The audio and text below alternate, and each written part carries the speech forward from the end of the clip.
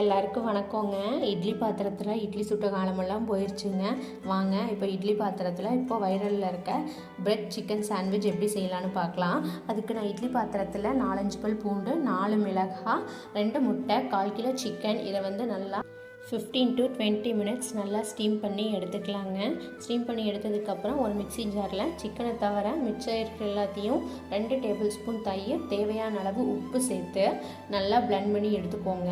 At the same time வேறு பாத்திரத்தில் chicken நல்லா பொடி பொடியாக கட் பண்ணி 1 ஸ்பூன் ஆரிகானோ, நம்ம பிளெண்ட் பண்ணி வச்சுருந்த அந்த மிக்ஸு கூட வந்துட்டு வெங்காயம், தக்காளி, கொத்தமல்லி தழை, உங்கள்கிட்ட வேறு ஏதாவது வெஜிடபிள்ஸ் இருந்தாலும் எடுத்துக்கோங்க. நான் இது மட்டும் சேர்த்துக்கிட்டேன்.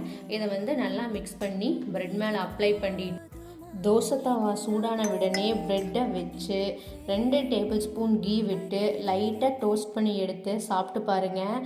நிஜமாகவே டேஸ்ட்டு சூப்பராக இருந்துச்சுங்க. நீங்களும் ட்ரை பண்ணி பாருங்கள். ட்ரை பண்ணி பார்த்துட்டு எப்படி இருக்குன்னு எனக்கு கமெண்ட் பண்ணுங்கள். நம்ம சேனலை ஃபஸ்ட் டைம் பார்க்குற மாதிரி இருந்தால் மறக்காமல் சப்ஸ்கிரைப் பண்ணிக்கோங்க. பாய்.